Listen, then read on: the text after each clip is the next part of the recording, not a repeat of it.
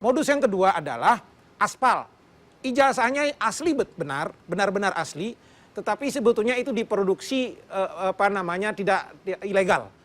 Ada nomor induknya, ada ininya sama persis itu, yang kemudian inilah diproduksi ilegal. Ini modus kedua yang sering terjadi. Dan modus ketiga yang terjadi juga adalah ijazah setara.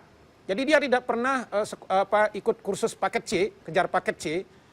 Di beberapa daerah pernah saya temukan di Jakarta sampai 10 orang, 11 orang paket C, tetapi sebetulnya secara rasional dia tidak pernah sekolah di situ karena tinggalnya jauh di timur, jauh di barat begitu, tapi dia dapat paket C. Dan ini memang ketika awal-awal dulu terjadi.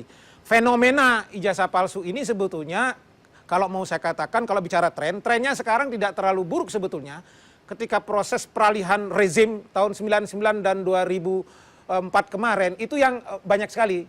Jadi ketika terjadi pergantian rezim kan kemudian banyak anggota DPR kita waktu itu kualitasnya agak buruk ya. Baik. Mantan tukang ojek, mantan preman tiba-tiba masuk parlemen dan tidak punya ijazah. Nah, tahun 99 tahun 2004 itu yang saya kira kasusnya agak cukup besar pada saat itu. Pak Menteri, mungkin Anda mau bertanya? Kalau yang di perguruan tinggi ini setelah fenomena yang terjadi muncul di lapangan, itu adalah ada seseorang dia itu tidak kuliah tapi dapat ijazah. Ini yang sehingga tidak pernah kuliah dapat ijazah, ini yang harus kita lacak. Kami punya namanya pangkalan data pendidikan tinggi. Di pangkalan data kami punya data mahasiswa se-Indonesia, 7 juta mahasiswa kami punya data. Sehingga dalam jumlah ini kami lacak. Si A dari universitas apa, proses pembelajaran gimana itu ada. Begitu itu muncul di tempat kami, apakah itu hanya legalisir Pak Putu, hanya ini, kami bisa lacak itu. Legalisir muncul pada kami, NIM-nya siapa, di situ akan keluar. Oh ini NIM-nya orang lain, maka ini ijazah palsu.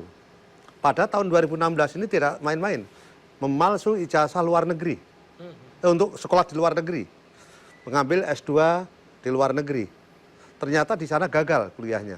Tapi setelah itu kami lacak, tolong dicek, dia setelah menjadi dokter di Indonesia, komplot lagi. Kami akhirnya apa? Tolong dilacak, kebetulan dilacak di sana tidak melakukan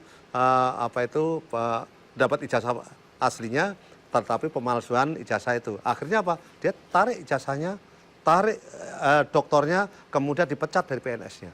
Ini terjadi. Baik. Mas Tony, ya, Anda main juga di tingkat untuk memalsukan tingkat strata 1, S1, S2 sampai S3? Sampai S2 sudah pernah. Bisa cerita nggak gimana kalau modus yang Anda mainkan tuh kayak apa? Ya, kalau S2 dia meminta penerbitan belangkonya ya kita pesan lagi kepada yang bikin. Itu kan belangkonya kan asli ya, ada yang asli. Nah kalau Anda main yang belangko asli atau yang palsu? Ya kalau dari pemasoknya kita terima katanya asli. Tapi kalau menurut kita kalau sesuatu prosesnya tidak benar, ya saya rasa tidak ada yang asli, berarti semuanya permainan. Nah, Anda tadi bilang Anda dapat belangko asli. Itu Anda dapat dari mana? Ada pemasoknya, Pak. Kalau saya kan tidak ini hanya sebagai mediator saya. Setahu saya belangko itu salah satunya yang yang bisa mengeluarkan adalah Kemendiknas. Apakah Anda bermain dengan oknum di sana? Oh, tidak. Saya tidak sejauh itu sampai ke sana. Oke. Nah, terus Anda dapat barang belangko yang asli itu? Ada di Jakarta ada tuh yang menyediakan. Itu sudah menjadi rahasia umum, Pak. Oke. Bahkan sampai di website pun sudah menyediakan.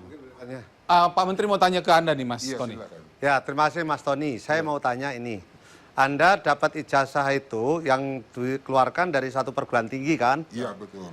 Nah, pertanyaan saya, dari ijazah itu yang dikeluarkan, kemudian diberikan foto dan diberikan nomor langsung dapat ijazah begitu? Iya, betul Pak. Terus Mas Tony bisa meyakinkan kepada publik itu ijazahnya benar atau tidak, gimana caranya?